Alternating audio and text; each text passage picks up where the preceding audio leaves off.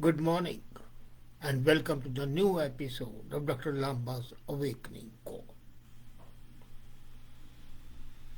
Most of the people think that India became a nation recently, just 75 years back. Is it so?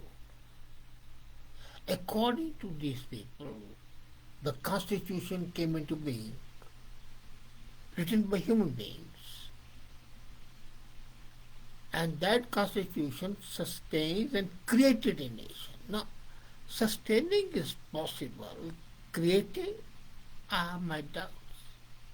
But the same is true of practically other countries as well. They think that American Constitution created American nation. It did not. It created a document to bind the situation to maintain certain concept. But the nation per se evolves. If constitution is the base of being a nation, then it should not be amended. And let's not forget, constitution is not an oracle of Delphi, which is sacrosanct. Though every judicial statement says it's sacrosanct, all the people take oath in the name of constitution, fine. You depend on that, you follow that, but it's a guideline.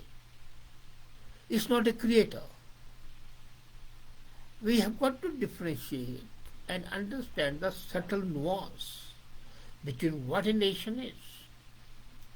A nation is a combination of societal, civilizational, cultural factors.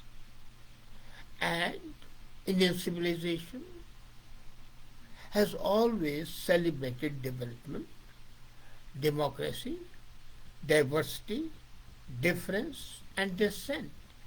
If, for example, dissent was not tolerated, then all the dialogues and conversations between Gayatri and other sages would be waste. And if we look at the ancient scriptures, Vedas, Puranas, Shastras especially, Mimamsas, then we find that the Indian civilization was based on diversity, difference of opinion, and dissent. And that's what constitutes Indian nation today, and that's what constitutes America today. Though there is a growing intolerance in Buddha countries. But reducing India to a civic nation bound with a constitution is disregarding the history, ancient heritage, culture, and civilization. I would describe India as a civilizational state. It's a nation state, but it's more a civilizational state. So we should not use the word nationalism in its commonly misunderstood form. And this is not from one part of the country. They have been writing since immemorial where you have this concept. And it's very important to revisit it. It predates the freedom struggle and the arrival of those who made India their homeland. For example, people say Muslims came. I have no problem with the Muslims coming from there because they came here as immigrants. Of course, they came as conquerors, but they became part of the country. They contributed to the growth of the country. They contributed to the growth of the culture, to the growth of the civilization. And all this criticism of rewriting history has no meaning. As a matter of fact, celebrating history beyond religion is very, very important. And that's why India was a heaven. The lost tribes of Israel, two of them are in India, for example. And I was amazed when I visited Mizoram, when I met one of the lost tribes of Jews. And it was a shock to me that they had come thousands of years back, right from Israel, crossing all the way, going to the Himalayas and into Mizoram, and became a part of it. The Parsis, hounded by in Iran, even today Iran is very, very theocratic, but these worshippers of the fire had to leave Iran, came here. The first masjid in the world outside Arab was built in Kerala right when Muhammad was living, not after his death. Actually, there were two churches made. One was in Cochin, the other was nearby. And the one that was built was after the death of Muhammad, the first outside, the second was during the lifespan. So a country which accepts all, and the Huns and all those who came became a part of the country. So celebrating beyond religion was very important. We have to face the challenge of a distorted history because history is his story. I think we don't think of his story. Let's leave the gender aside. The overturning the dictum, facts are sacred, interpretations are vary. We have got to understand that. Unfortunately, in independent India, and to a certain extent, the academia has overturned this dictum. Now they say interpretations are sacred, facts can vary. And this is very dangerous. This is a civilization, India is a civilization that preached Ekam Sat Bodhya Vedanti, that the truth may be one, but there are different parts to it. That is the Indian civilization. This is the basic essence of the celebration of diversity, dissent, difference. This is what real democracy is. But why are we trying to re-emphasize this point? It's because we are made to imagine our history with a self-loathing and self-hatred. We say, well, we became slaves. Did we really become slaves? If we had become slaves, then all this thought, the philosophy would have been lost. It did not. We were defeated militarily, not intellectually. Our souls remained free. So period is excessively glorified, and that glorification is bad. And the people coming from the south feel even worse. The longest ruling dynasty in India was a South Indian, Chola dynasty. No dynasty in the world can compete with the fact that they ruled the country for 2,000 years. But unfortunately, the longest ruling dynasty in India was Chola, as I said, and there's not a road named after the great kings of Cholas, Rajendra and others. There's a huge bias. There's an agenda setting as well as their gatekeeping. And it's extremely important that we visit these ideas and look into the gaps. As most of you know, India is not a pre-independent idea of nation. No way. Rig Veda defined the geographical existence of Bharatvarsha as well as Sapat Sindhu. So if you go to Bharatvarsha, then it's Pakistan, Afghanistan, part of it. Gandhar, was part of the Kurukshetra war, Mahabharata. Sapat Sindhu, the land encompassing 7 principal rivers. Now Vishnu Puran, people talk of that, but they forget that the Vishnu Puran describes the geographical location of Bharatvarsha. And this was composed in the 2nd century before Christ. So, and it says the land there lies north to the ocean and south to the snowy mountains is called Bharat. So right from the Himalayas to the Indian Ocean, that is Bharat. And there develops the progeny of Bharat. The word Rashtra. Rashtra is a nation. And this word was used in Rig Veda. This was used in Yajur Veda. This was used in Atharva Veda. 3 Vedas out of the 4 use the word Rashtra. And it's not merely a geographical concept. It's a civilizational concept.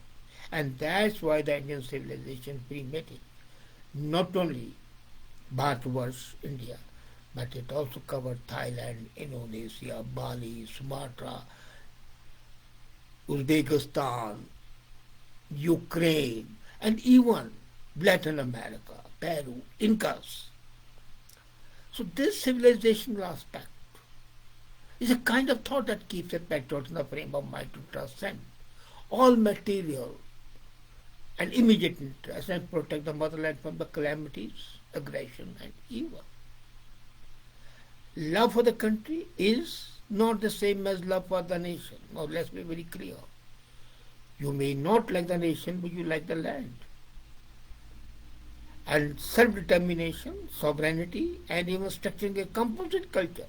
So that's what it is. A nation, a civilizational nature is a composite culture. Rashtra Bhakti. Bhakti is worship. Rashtra is nation. So Rashtra Bhakti is a subconscious feeling of being an Indian and a person belonging to the great civilization. 22 years back, I left India. Gave up my Indian citizenship. But does that make me less Indian? No way. Because my thoughts, my concepts are shaped by that country. Now, unlike the Abrahamic religions, Christianity, Islam, Judaism, Hinduism as a religion till recently, when they started the concept of the Garbhasti, is not a proselytizing religion. It's not a structured religion. It's not a one book. It's not a one God. It's a process. It's a way of life. And when you are in a way of life, you provide the basic structure for others to come. It's not one banyan tree under which nothing grows. It is one tree, a redwood tree, thousands of years old, like the trees in the national park of USA, thousands of years old, and yet other trees also grow. Now, Indian national movement, when it started, the independence movement, is also a variant of revivalist and a modern movement. Can you believe it? Bankim Chandra Chatterjee with his Vande Mataram, Vivekanand, Dyanand, Arvindo, Sarvapalli Radhakrishnan, they redefined Hinduism in the modern terms. So cultural civilization is only a civilizational perception. It's a sense of belonging and is anchoring it to a specific culture and civilization milieu. Most must have heard of Bal Gangadhar Tilak. Bal Gangadhar, Paul, Satyendra Paul, and Lajpat Rai. So Bal Gangadhar Tilak and his Gita, Rahasya, the book is Gita Rahasya, and he was the first to say, Swaraj is my birthright and I'll have it. Now, he infused a spirit of political assertiveness and patriotism, and both of them are extremely relevant today, the people. To inject the spirit of nationalism and awareness, he did a very smart thing. He started the celebration of Ganesh festival and Shivaji Mahotsav, not because of religion, but because of the national interest. People worship Guru Nanak and Guru Gobind Singh not because they are Sikh leaders, but because they were national leaders. And when the people are the Sikhs, even many say that they are the Sikh leaders, no, they were not. They were national leaders, rather international leaders. Why do you want to coop them up? Same is true of Ganesh and Shivaji Mahotsav.